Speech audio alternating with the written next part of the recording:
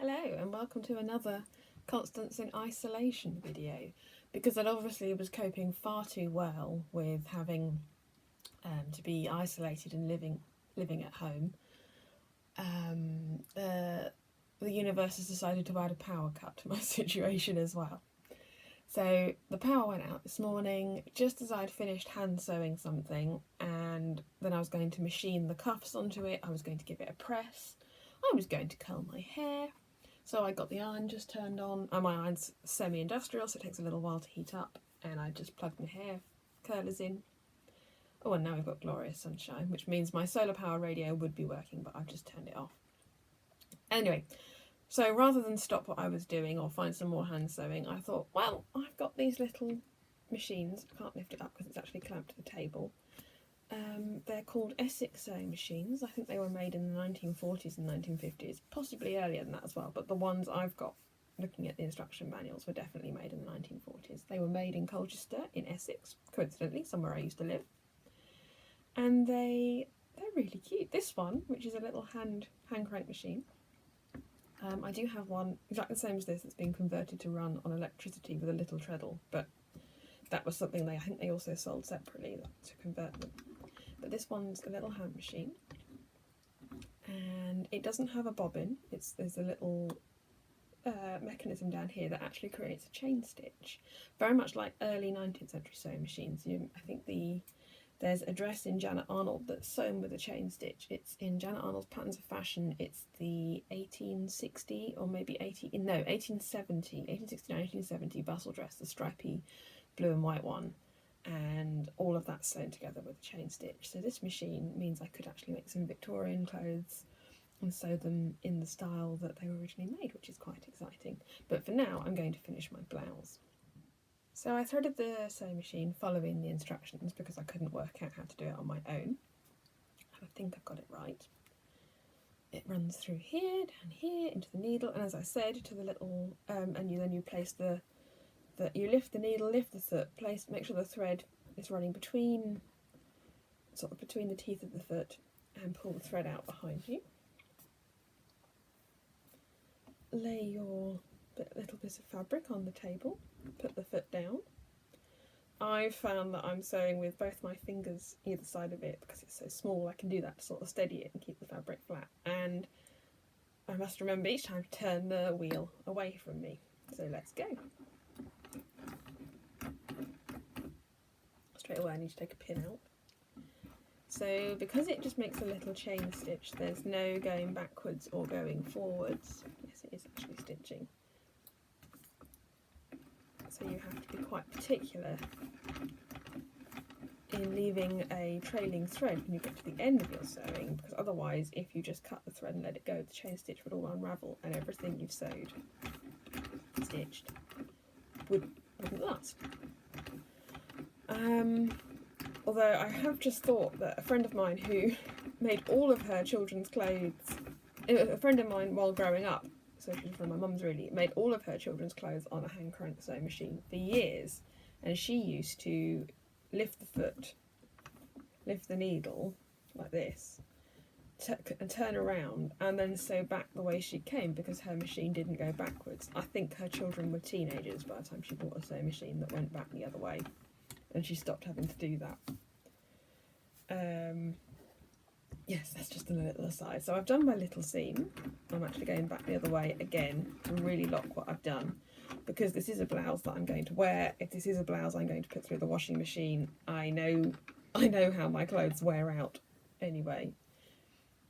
And actually what I've just done there has already started to come undone. So the fact that I've gone backwards and forwards 3 times means it's still well stitched, but I don't want it to do that anymore. So don't pull like you would normally pull the thread away and it just runs. Don't do that on this. So I'll cut the thread there, and I'll use a needle just to fasten off at the end, and I'll fasten on at the beginning as well. So I was having trouble before getting the film to pick up what I've done, but you can see I've got a normal stitch there from the top side and a chain stitch underneath, which is really pretty. And this is my cuff. Now I can sew it onto the blouse. the next bit of things you take for granted. I'm now just flattening the seam I've stitched with my fingers because obviously my iron isn't switched on. And yes, I do have heavy irons, flat irons that you heat up, but I have to heat them up downstairs on the cooker, so I won't be doing that. To run downstairs, press my seam, run back upstairs, get to the sewing machine. Alright, I could move the sewing machine downstairs. So I'm just using my fingers to flatten the seam, and I think that's the best we're going to get today. And now I'm sewing the cuff on. And remember, turn away.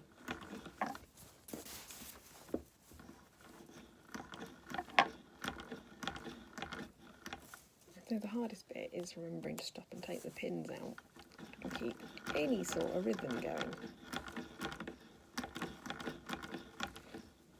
And not completely lose control of what you're sewing. So I learned to sew on a machine like this, but bigger. You know, a normal hand turn machine that belonged to, it belonged to some sort of, it was some complicated family reference that somebody had it and they thought it would be nice that I had it, and I did use it for many years.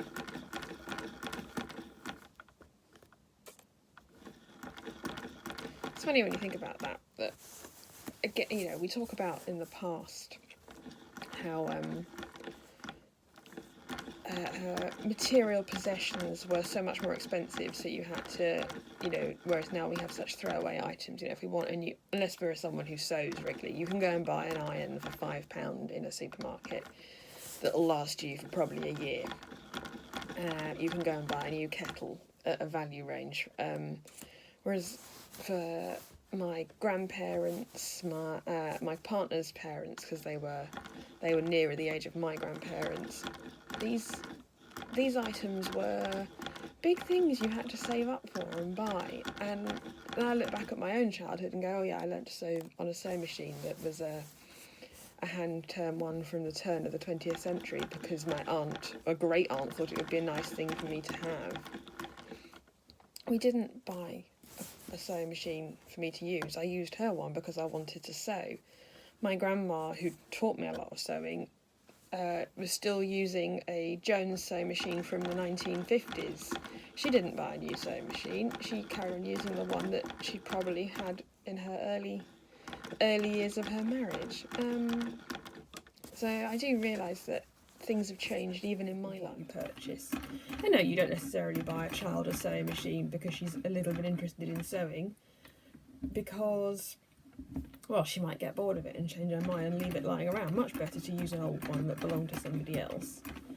But then even when sewing did become quite a big part of my life, I was over 18 when I got a brand new sewing machine, and that lasted me for years, but probably not as long as one of the metal ones, that if I'd been 18 in 1920 and had a sewing machine, I'd still be using that into my 50s, 60s, 70s, whereas my one had quite a lot of heavy use early on, and because the outer of it was made of plastic, it broke, and so I was like, right, now I have to buy another one. When I did buy a new sewing machine, I did quite a bit of research and bought a very basic Bernina,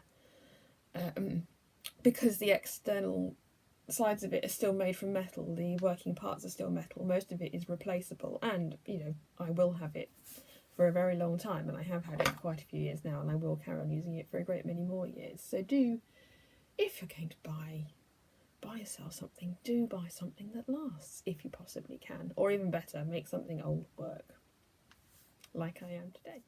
Here is a view of the sewing machine from the front. So you can see the handle that I was turning, and I am dangerously sewing over what I've sewn here, but as I said, it doesn't matter, there's a little bit of overlap. And there's the stitching, and then if I turn it over, there's the chain stitch that it forms underneath, which is ever so sweet. I really like the way that looks. Yeah, so there we have another little video of Constance in isolation. I'm calling these a stay-at-home production because I'm at home, you're at home, I've got nothing to do but try and make them. You've got probably a great many things to do, but you could watch them. I hope you enjoy it.